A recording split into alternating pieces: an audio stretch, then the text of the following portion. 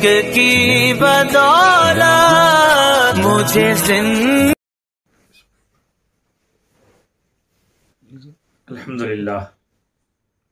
अल्हम्दुलिल्लाह वकफ़ा अस्सलातु वस्सलामु अला रसूलिही व हबीबिही सय्यिदिना मुहम्मदिल मुस्तफ़ा व अला आलिही सफ़ीनतिन नजाती व अस्हाबिही नुजूमिल हुदा व अला औलियाइ उम्मतिही मसाबिह सिद्क़ि वस्सफ़ा। अम्मा बाद, अऊज़ु बिल्लाहि मिनश शैतानिर रजीम। बिस्मिल्लाहिर रहमानिर रहीम। क़द जाअकुम मिनल्लाहि नूरुन व किताबुम मुबीन व क़ाल जल्ल जलालुहु व अम्मा नवालुहु फ़ी मक़ामिन आख़र क़ुल इन्नमा अना बशरुम मिथलुकुम यूहा इलय्या अन्नमा इलाहुकुम इलाहुन वाहिद। सदक़ल्लाहु मौलाना अज़ीम व बल्लगना रसूलुहुन नबियुल अमीनुल करीम व नहनु अला ज़ालिका लमिनश शाहिदीन व शाकिरीन। हर इब्तिदा से पहले, हर इंतहा के बाद ज़ाते नबी बुलंद है। ज़ाते खुदा के बाद दुनिया में एहतराम के काबिल हैं जितने लोग, मैं सबको मानता हूँ मगर मुस्तफ़ा के बाद।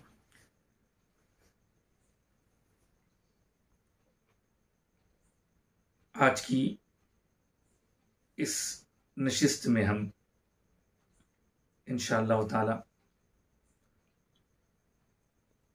हुजूर अक़दस वजह तख़लीक़ कायनात खुलासे मौजूदात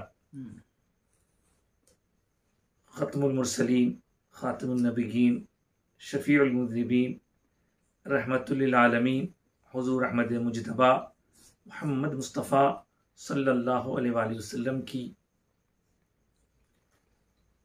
ज़ाते वाला सिफ़ात में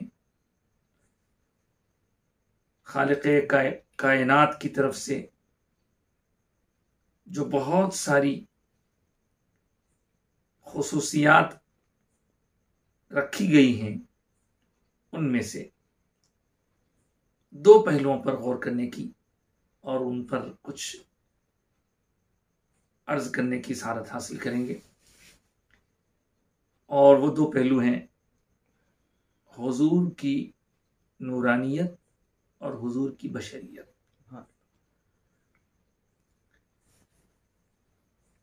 छोटा मुंह और बड़ी बात होगी अगर हम इस उन्वान के तहत कुछ कहें, लेकिन वक्त का तकाजा है। जब कहीं से लोगों की जहन साजी मुख्तलिफ अंदाज से हो रही है, तो हमको हक़ाइक़ के इजहार के लिए, हुजूर की ग़ुलामी का सबूत देने के लिए जो कुछ अल्लाह की तरफ से हबीब कायनात सल्लल्लाहु अलैहि वसल्लम के दरबार से हासिल हुआ है, उसे उसी आका की खिदमत और नौकरी के लिए इस्तेमाल करने का मौका मिला है, तो अर्ज करने की सआदत हासिल की जाती है। हुजूर की शान और हुजूर की अज़मत इतनी बुलंद बाला है कि किसी शायर ने खूब कहा, खुदा की अज़मतें क्या हैं मोहम्मद मुस्तफ़ा जाने, और मकाम मुस्तफ़ा क्या है मोहम्मद का खुदा जाने। लेकिन इसी से मिलता जुलता एक शेर जो अक्सर अहले तरीक़त के पास बोला और सुना जाता है, उसको मैं आज आपकी गुफ्तगू के आगाज में अर्ज करना चाहूँगा। मोहम्मद सिर्रे वहदत हैं, कोई रमज़ उनका क्या जाने, शरीयत में तो बंदे हैं, हकीकत में खुदा जाने। हुजूर की ज़ाते गिरामी में बशरियत को तलाश करना या नूरानियत के ज़ाविये से हुजूर की पहचान को मुक़य्यद करना, ये यकीनन हमारी तरफ से जसारत होगी। और अल्लाह वालों ने कहा है कि हुजूर की ज़ात इतनी बुलंद है, ये नूरानियत और बशरियत के झगड़े बहुत नीचे हैं और हुजूर की ज़ात बहुत ऊला है, बहुत आला है, बहुत अरफा है। सवाल ये है कि आज जब भी कभी कोई हुजूर का चाहने वाला हुजूर की मोहब्बत में हुजूर को नूर कहता है तो कहीं से फौरी आवाज उठती है कि नहीं, ये क्या कह दिया, हुजूर तो बशर हैं। और कोई बशर कहने पर इसरार कर रहा है, कोई नूर कहने पर इसरार कर रहा है। अहले हक का इसमें क्या मौक़िफ़ है?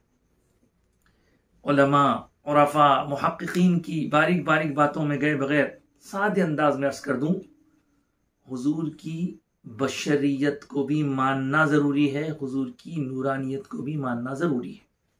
अगर कोई नूरानियत को माने और बशरियत को न माने तो उसे शरीयत कहेगी कि आपको हुजूर की बशरियत का भी इकरार करना होगा, इसलिए कि नस्से कुरानी है, कुल इन्नमा अना बशरुम मिथलुकुम। लेकिन फिर सिर्फ बशरियत पर ही इसरार करने वालों को कुरान पाक की वो आयत सुनानी पड़ेगी जो सूरह माइदा में अल्लाह ने बयान फरमाई कि क़द जाअकुम मिनल्लाहि नूरुम व किताबुम मुबीन। तो हुजूर नूर भी हैं, बशर भी हैं। फिर इसको अगर एक जुमले में समझ ले, आम अंदाज में अवामुन्नास की समझ में आने के लिए, तो हुजूर का लिबास बशरी है, हकीकत नूरानी। और इसके लिए हमारे बुजुर्गान दीन ने हमको जिस तरह की तालीमात पहुंचाई हैं, अल्लाहु अकबर, खा वो उम्मत के अकाबिर मुहद्दिसीन हो या फुक़हा हो या उरफा हो, और अगर हम हमारे ज़माने के मौजूदा जो दौर में एक बड़ी अजीम शख्सियत जिनका एहसान अहले दक्कन पर ही नहीं अहले हिंदुस्तान पर है, शेखुल इस्लाम हज़रत इमाम अनवारुल्लाह फ़ारूक़ी अलैहि रहमत व रिज़वान की अगर बात सुने और आपकी बात की तरफ तवज्जो दें, तो आप तो जब हुजूर की तारीफ़ लिखने का इरादा फरमाएं तो तारीफ़ के लिए जो टाइटल आपने चुना उसका नाम ही अनवार अहमदी रखा। फिर उसके साथ साथ मक़ासिदुल इस्लाम में बुशरल किराम के उन्वान से आपका जो एक बाकायदा ज़बरदस्त मजमून है और उसको बाद में एक अलग किताब के ज़रिए भी छापा, उसको आप पढ़ें तो पता चलेगा कि हर जगह हुजूर के बारे में हमारे बुज़ुर्गों का ये अक़ीदा हमको मिला है कि हुजूर का ये इरशाद ख़ाह वो मुहद्दिसीन की नज़र में उसकी सकाहत या उसकी ऑथेंटिसिटी पर गुफ्तगू हो तो हो, लेकिन सरकार कायनात अलैहिस्सलाम की नूरानियत के बारे में ये हदीस हमारी घुट्टी में पड़ी हुई है कि अना मिन नूरिल्लाहि व कुल्लु शैइन मिन नूरी। फिर उसके साथ साथ बशरियत के पहलू को जानने का और मानने का भी हमको बार बार एहसास दिलाया गया है।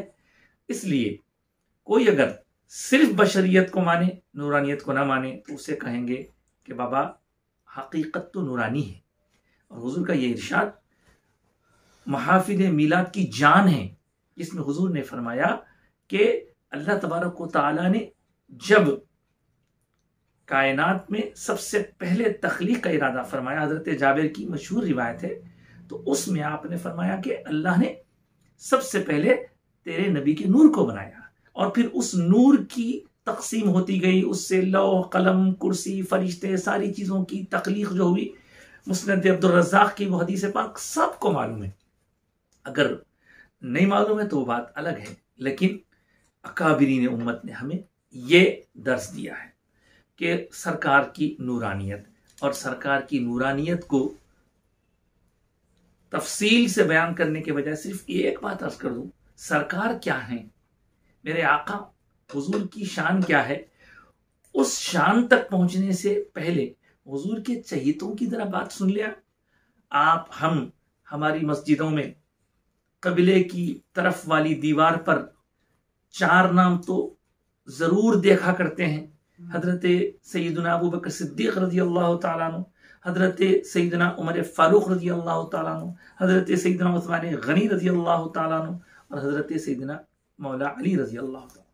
अब इसमें जो तीसरे नंबर वाले हजरत सैयदना उस्मान गनी रजी अल्लाह ताला अन्हु हैं, दुनिया कुछ भी समझे, वो हुजूर अक़दस सल्लल्लाहु अलैहि वसल्लम के तीसरे खलीफा बाद में बने, लेकिन पहले तो वो हुजूर के दामाद हैं, और इकहेरे दामाद नहीं, दोहरे दामाद हैं। और उस दोहरे दामाद की निस्बत की वजह से ये मेरा आपका या इस सदी में लगाया हुआ लक़ब नहीं है, ये उसी जमाने से लगाया हुआ लक़ब है। आपको ज़ुन्नूरैन कहा जाता है, और अरबी जबान का मुबतदी भी समझ सकता है कि ज़ू कहते हैं वाले को, नूर कहते हैं नूर वाला। तो चूंकि आपकी हुजूर की दो शहजादियों के साथ शादी हुई है, इसलिए आपको ज़ुन्नूर नहीं ज़ुन्नूरैन कहा जाता है। तो जिसकी शहजादियों से ताल्लुक पर हजरत उस्मान नूरैन वाले हो गए, तो उस आका की नूरानियत का कौन इनकार कर सकता है। खैर, अब रहा सवाल, आप कहेंगे साहब नूरानियत पर तो बड़े दलाइल हो गए, बशरियत के तो नस्से कुरानी है, लेकिन बशरियत को जब अल्लाह ताला ने अपने हबीब की बयान करने का इरादा फरमाया, तो लोगों से नहीं फरमाया कि ए ईमान वालों, तुम्हारे दरमियान जो आया है वो बशर है, ये नहीं, अल्लाह ने नहीं फरमाया। और अल्लाह ने मोमिनीन से खिताब करके नहीं फरमाया कि ए ईमान वालों, मैंने तुम्हारे पास एक बशर भेजा है। जब हमारी तरफ आने वाली जात के तारुफ की बात आई, फरमाया इन्ना अरसलना का बिलहक़ी बशीरों व नज़ीरा, कभी फरमाया सिराजम मुनीरा। तो आप देखें कि अल्लाह ताला हमें क्या मानने का दर्ज दे रहा है। अब देखें, इसको आसान मिसाल में समझते हैं। यूनिवर्सिटी का एक प्रोफेसर है, वो प्रोफेसर जब क्लास में आता है, मिसाल है समझने के लिए, वो क्लास में जब आता है तो उसका रुख तलबा की तरफ होता है। अब तलबा उस प्रोफेसर से वही कुछ लेंगे जो प्रोफेसर उसे दे रहा है, यानी तलबा की तरफ प्रोफेसर का जो रुख है वो उस्तादी का है, वो प्रोफेसरी का है। लेकिन उस प्रोफेसर ने इस मनसब को पाने के लिए कौन से स्कूल में, कौन से कॉलेज में, कौन सी यूनिवर्सिटी में तालीम हासिल की, किससे क्या उसने हासिल किया, वो मैटर हमारा नहीं होगा, वो मैटर तो प्रोफेसर का होगा। और वो प्रोफेसर ने अल्लाह की जात से, अर्रहमान अल्लमल कुरान की रोशनी में अल्लाह से सीखा है, और अल्लाह ने हमारी तरफ सरकार का जब रुख किया तो उस वक्त बशर नहीं फरमाया। हाँ, ये और बात है कि हुजूर की जुबान से कहलवाया, हुजूर की जुबान से कहलवाया, इन्नमा अना बशरुं, कुरान अल्लाह के हबीब की जुबान में कहने के लिए अल्लाह ताला नाजिल फरमाया। तो इसमें एक तरह से आप मौजूदा दौर में समझ सकते हैं कि प्रोफेसर, बड़े से बड़ा प्रोफेसर भी होगा, वो कहेगा नहीं साहब, मैं तो एक तालिब इल्म हूं, तो क्या उसकी क्लास में मौजूद तलबा ये जुर्रत कर सकेंगे कि जनाब आप तो तालिब इल्म में, हमको पढ़ाने कैसे आ गए? नहीं, वो अपनी आजिजी, वो इनकिसारी, और वो अपने हम्बलनेस की वजह से अपने आप को तालिब इल्म कह रहा है, वरना वो तो सबका बड़ा प्रोफेसर है। बस छोटी सी मिसाल को अब बाजू रखें, मेरे आका सरकार दो आलम सल्लल्लाहु अलैहि वसल्लम का अपने आप को बशर फरमाना किस वजह से है? सरकार की ये इनकिसारी है, सरकार का ये इज्ज है। और चूंकि सरकार कायनात अलैहिस्सलाम को ताल्ली, गुरूर, तकब्बुर, बड़ाई बयान करना पसंद नहीं, फख्र बयान करना पसंद नहीं। आपको मालूम है, आप जानते हैं, हमको हमारे बुजुर्गों ने समझाया, आज इस किताब में मालामाल है, सरकार ने फरमाया अना सय्यदु वुल्दी आदम वला फख्र, मैं सारे औलाद आदम का सरदार हूं, मगर इनके बाद मैं फख्र से नहीं कहता। तो हुजूर को तो अल फख्रु फख्री, ये सरकार का इरशाद है। इस तरह सरकार ने ये जो इरशाद फरमाया, अब बाज उलमा ने इसकी अलग अलग तौज़ीह की है।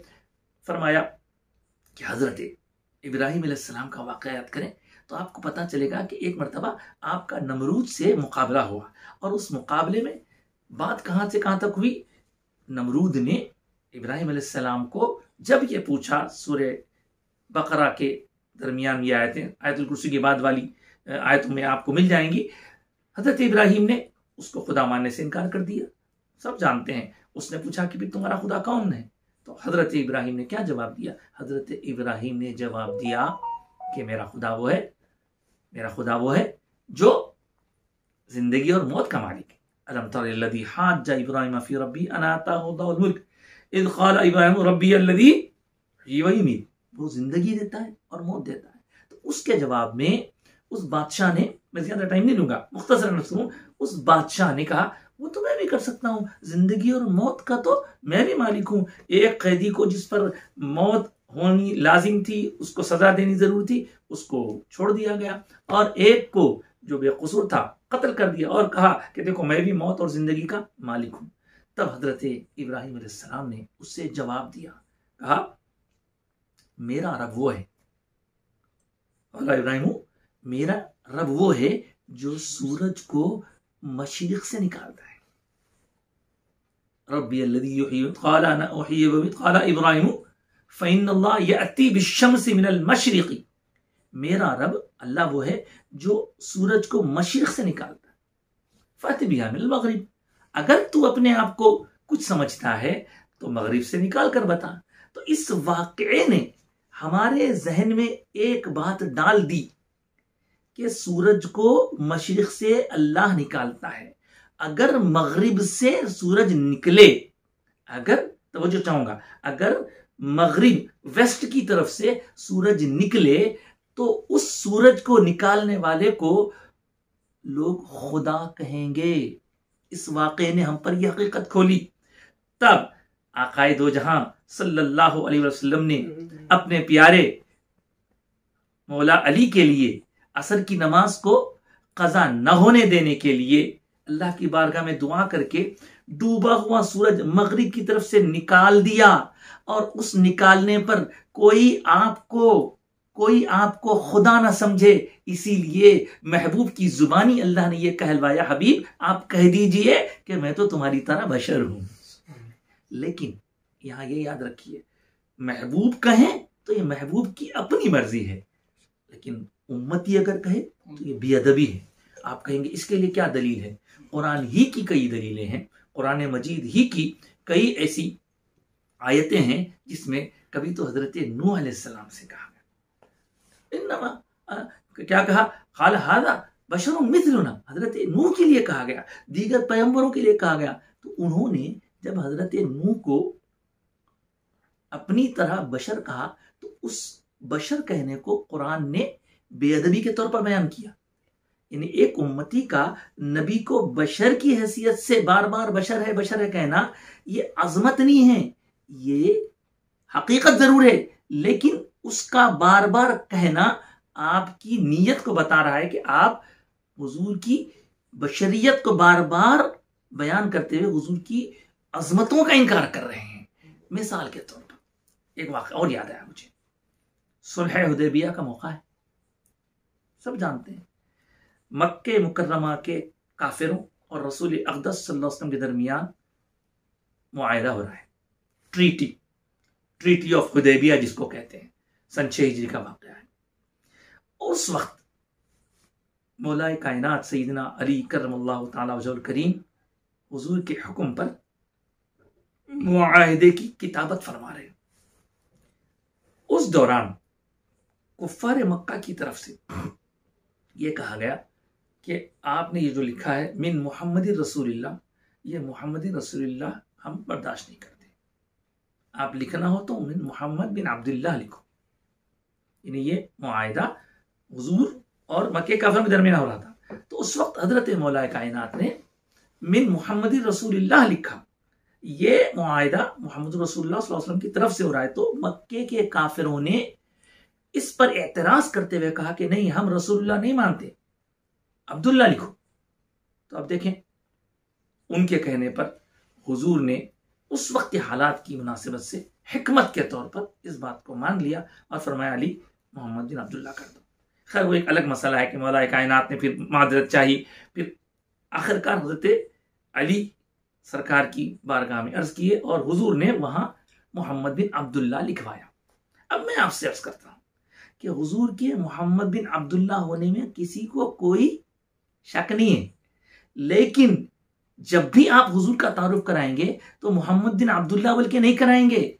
मोहम्मद बिन अब्दुल्ला से ऊंची शान जो है मोहम्मद रसूलुल्लाह, उस शान से उस सरकार का तारुफ कराएंगे। तो इस तरह हकीकत होने के बावजूद बार बार उसका इसरार आपकी नीयत को बतलाता है। इसलिए हमें हमारे आका सरकार दो आलम सल्लल्लाहु अलैहि वसल्लम की बशरियत के जामा में जो नूरानियत के पहलू हैं उनको देखना होगा। आप जानते हैं, कोई भी हदीस की किताब, शमाइल तिरमिज़ी उठा के देख लीजिए सरकार के शमाइल के बारे में, या और कई किताबें जिसमें आप देखेंगे मेरे आका कायनात सल्लल्लाहु अलैहि वसल्लम के हुलिया मुबारक की बात हुई, हुजूर के दंदान मुबारक की बात हुई, तो आप देखें आपका ईमान ताज़ा हो जाएगा। मेरे आका सरकार दो आलम सल्लल्लाहु अलैहि वसल्लम के दंदान मुबारक, दांते शरीफ जो थे वो बहुत कम नजर आते थे। हुजूर तबस्सुम फरमाते थे, दांत मुबारक नजर नहीं आते थे, लेकिन जब कभी नजर आते तो सहाबाए किराम अलैहिम रिजवान कहते हैं कि हुजूर के दोनों सामने वाले जो दंदान मुबारक, दांत मुबारक थे, उनके दरमियान शिगाफ था, सान थी, थोड़ा सा खुली जगह थी। तो जब हुजूर ज्यादा मुस्कुराते या हुजूर के दंदान मुबारक नजर आते तो सहाबा कहते हैं कि हुजूर के उन दोनों दंदान मुबारक के दरमियान से जब नजर आते तो एक रोशनी निकलती जिससे दरो दीवार रोशन हो जाया करते थे। ये हुजूर की बना में कितनी बातें अर्ज करूं। और अब बहसें तो बहुत होंगी, लेकिन बहसों में पढ़ने से ईमान कमजोर होता है। इसलिए कि जो उलमा के, उरफा के, सूफिया के, अहले तरीक़त के दामन को पकड़ के हुजूर की शान और अजमत में खो जाता है, वो सेफ हो जाता है। हाँ, ये उलमा का काम है, लेकिन अवाम उन्नास इस मसले पर बहस मत करें। और सरकार की शान और अजमत के हर पहलू को, आपको मालूम है हजरत इमाम बूसरी ने क्या कहा दाअमद्दाअतहुन नसारा फी नबिय्यिहिम, कि जो नसारा ईसाइयों ने अपने नबी के लिए कहा कि वो अल्लाह के बेटे हैं, बस वो बात मत कहो, बाकी जो शान और अजमत सरकार की बयान करेंगे, वो अजमत जितनी भी बयान करेंगे, हुजूर की जात से वो अजमत कमी होगी, जाते वाला सिफात और ऊंची है। इसलिए कि सरकार की हकीकत को सरकार का रब जानता है। हजरत सैयदना अबू बकर सिद्दीक रज़ियल्लाहु तआला अन्हु सरकार ने फरमाया कि अबू बकर, मेरी हकीकत तो मेरा रब जानता है। इस तरह हुजूर अक़दस सल्लल्लाहु अलैहि वसल्लम की बशरियत को बुनियाद बनाकर हुजूर की अजमत को घटाने की जो लोग फिक्र करते हैं, उनकी खिदमत में निहायत अदब से अर्ज करूंगा कि इस मसले पर बहस मुबाहस मत कीजिए। हुजूर की शान और अजमत को समझिए। हुजूर के जिस्म अक़दस का जमीन पर साया नहीं पड़ता था, ये तो सबको मालूम है। जाते मेरे अब्बा जान हजरत हुजूर आज़मुल मशाइख शहजादे गौसे आज़म सैयदना हजरत आज़म अली साहब क़िबला रहमतुल्लाहि तआला अलैह फरमाते हैं कि जिसमें पुरनूर का अल्लाह ने साया न रखा, जिसमें पुरनूर का अल्लाह ने साया न रखा, ताकि ऐलान हो महबूब की यकताई का, हुजूर की यकताई का ऐलान हो, इसलिए अल्लाह ने हबीब का साया नहीं रखा। तो ये मोहब्बत की, ये अकीदत की, ये शान और अजमत को बयान करने की दुनिया ही ईमान के लिए सलामती की जगह है।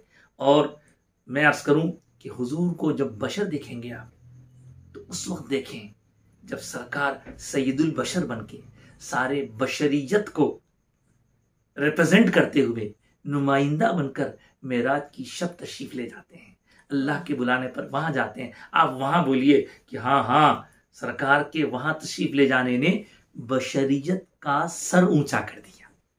जी हाँ, वहां। और इस मौके पर मुझे ख्वाजा शौख रहमतुल्लाहि ताला याद आते हैं। वो क्या कहते हैं कि नूर की हद में फकत नूर ही जा सकता है, नूर की हद में फकत नूर ही जा सकता है, सिर्फ अगर होते बशर अर्श पे कैसे जाते। तो सरकार की नूरानियत, सरकार की बशरियत, ये सरकार के अलग अलग पहलू हैं। इन पहलुओं को मानिए, लेकिन इस पर बहस मुबाहसा मत कीजिए। हमारी नजर छोटी, हमारी जुबान छोटी, हमारी हैसियत छोटी, हमारी औकात छोटी, हम सरकार के बारे में क्या कह सकें।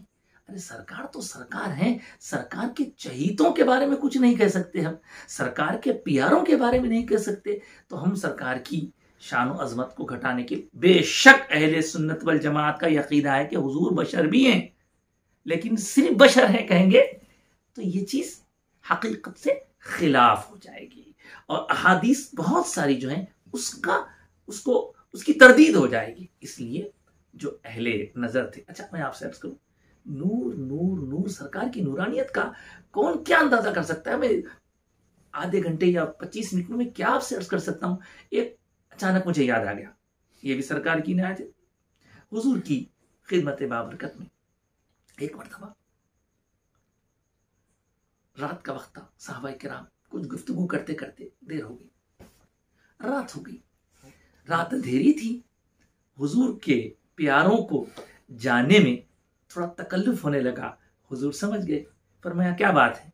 कहा हुजूर, मदीने की सर्द रातें बड़ी काली हुआ करती हैं और ऐसे में हमारा घर तक पहुंचना अंधेरे में थोड़ा दुश्वार मालूम होता है। मेरे आका ने क्या किया, मेरे आका ने वहीं एक दरख्त की डाली को लिया और लेकर कहा कि लो इसे ले जाओ। अब आप कहेंगे डाली से क्या होगा, अरे ये मेरे आका है साहब, ये दो जहां के वाली हैं, ये डाली को कुछ भी बना सकते हैं। अब वो डाली को लेकर सरकार ने जब उनके हवाले किया तो कहते हैं कि वो रोशन हो गई, और ऐसे रोशन हुई कि अब उनको रास्ता नजर आने लगा। अच्छा, फिर मजे की बात, आगे जाने के बाद ये दो अफराद थे, इन दोनों के रास्ते अलग अलग होने थे, दोनों के रास्ते अलग अलग होने थे। इनको अलग राह पर जाना था, इनको एक रास्ता तो ऐसा था दोनों के लिए मुश्तरक था, कॉमन था, लेकिन आगे जाकर दोनों को अलग अलग होना था। अब वहां जाकर सोचने लगे कि अगर ये मैं तुम्हें दे दूं तो फिर मुझे अंधेरे में जाना होगा, और अगर मैं ले लूं तो तुमको अंधेरे में जाना होगा। लेकिन उस वक्त क्या कर्म हुआ, उसको दो टुकड़े किए गए, तो एक टुकड़ा उन्होंने ले लिया, एक टुकड़ा इन्होंने ले लिया। ये भी अपनी राह को रोशन करते हुए घर पहुंचे, ये भी अपनी राह को रोशन करते हुए घर पहुंचे। अब आप देखें, ऐसे मौके पर हमारे वो भाई जो हर बात में थोड़ा सा सवाल करने के आदी होते हैं, वो पूछ सकते हैं, अरे भाई ये एक लकड़ी टॉर्च कैसे बन सकती है, एक लकड़ी टॉर्च कैसे बन सकती है। तो आप ज्यादा बहस मत कीजिए हमसे, मैं ये आपकी खिदमत में अर्ज कर रहा हूं, जो सरकार की मोहब्बत में इन बातों को मानते उनसे अर्ज कर रहा हूं। किसी से बहस करके उनको समझाना जरूर, आप अपने दिल को अपने इत्मीनान कर लीजिए। अगर कोई पूछे ऐसा है तो आप दिल में कहिए हाँ, कुरान तो कहता है लकड़ी अजदा बनती है, तो जैसे लकड़ी अजदा बनती है वैसी लकड़ी टॉर्च भी बन सकती है। कुदरत वहां भी अल्लाह की है, कुदरत यहां भी अल्लाह की है। वहां एक नबी का था हाथ, यहां सईदुल अंबिया का हाथ है। तो इस तरह हमारे लिए हमारे आका की अजमतों को समझते रहना ही ये रबीउल अव्वल की बेहतरीन सौगात है। हुजूर की शान जितनी आपको मालूम होगी उतना आपके दिल में इश्क बढ़ता चला जाएगा। हुजूर से आपको जितना ताल्लुक बढ़ता चला जाएगा उतना ही आप दीन में मजबूत होंगे, और जितना आप हुजूर से करीब होंगे उतना ही हुजूर पर कसरत से दुरूद पढ़ेंगे, और जितना कसरत से दुरूद पढ़ेंगे वो लोग यहाँ पर ही नहीं बल्कि वहां भी हुजूर से करीब होंगे, क्योंकि सरकार ने इरशाद फरमाया मेरे करीब सबसे करीब वो होंगे जो मुझ पर कसरत से दुरूद पढ़ते होंगे। तो मैं आपसे गुजारिश करूंगा कि इन मुबारक अय्याम में, रबीउल अव्वल शरीफ के दिन हो कि रात हो, इन अय्याम में खास तौर से आप अपनी जुबान को लायानी बातों में मसरूफ रखने के बजाय कसरत से दुरूद पढ़िए और हुजूर की सीरत पढ़िए, हुजूर की शान अजमत जहां बयान हो रही है।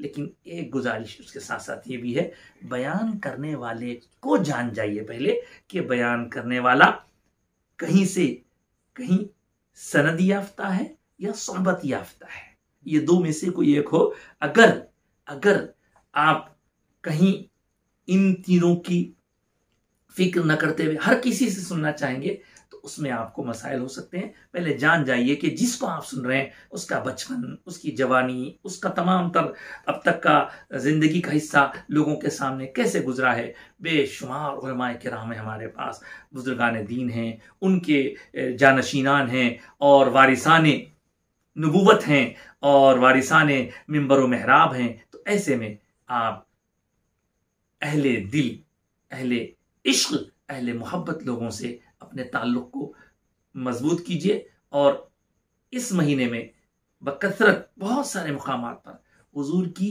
सीरत या हुजूर की शान पर 12 रोज़ा महफिल भी हुआ करते हैं। आप ज़रूर उसमें शरीक होइए, और आप ये ना सोचें कि मैं वहां जाकर के जो चीजें मालूम है वही सुनूंगा। अरे साहब, वही तो कमाल है, जो चीजें मालूम है वो मालूम शुदा चीजों को ही सुनना इबादत है, सुनना इबादत है। और जहां तक बात नूर की है, तो मैं मेरे हुजूर अक्सर ये अशार पढ़ा करते थे, मैं उसी पर अपनी बात खत्म करता हूं। क्या फरमाते थे हजरत? क्या शान अहमदी का चमन में ज़ुहूर है, क्या शान अहमदी का चमन में ज़ुहूर है, हर गुल में हर शजर में मोहम्मद का नूर है। आगे सुनिए, दरिया में है, सदफ में है, लालो गोहर में है, जिसको नजर ना आए नजर का कसूर है। इस तरह मैं अपनी गुफ्तगू को यहीं समेटते हुए रब तबारक व तआला की बारगाह में उसी नूर वाले आका की सदक़े नाले ने अक़दस के सदक़े में दुआ करता हूँ कि मौला नूर वाले सरकार की आमद वाले इस मुबारक महीने में नूरानियत से हमारी ज़िंदगियों को रोशन फरमा दे, हमारे क़ल्ब की तारीकी को दूर फरमा दे, हमारी ज़िंदगियों में जो कुछ मसाइल हल फरमा दे, और हमारे चेहरों पर, हमारी आँखों में, हमारे ईमान में, हमारे अक़ीदे में नूर अता फरमा। आमीन या रब्बल आलमीन। सल्लल्लाहु तआला वसल्लम अला खैरि खल्क़िही नूर अर्शी सय्यिदिना व मौलाना मुहम्मदिन व अला आलिहि व अस्हाबिहि व अज़वाजिहि व ज़ुर्रिय्यतिहि व अहलि बैतिहि अजमईन रहमतिका या अरहमर राहिमीन। वल्हम्दुलिल्लाहि रब्बिल आलमीन। बिहक़्क़ि ला इलाहा इल्लल्लाहु मुहम्मदुर रसूलुल्लाह।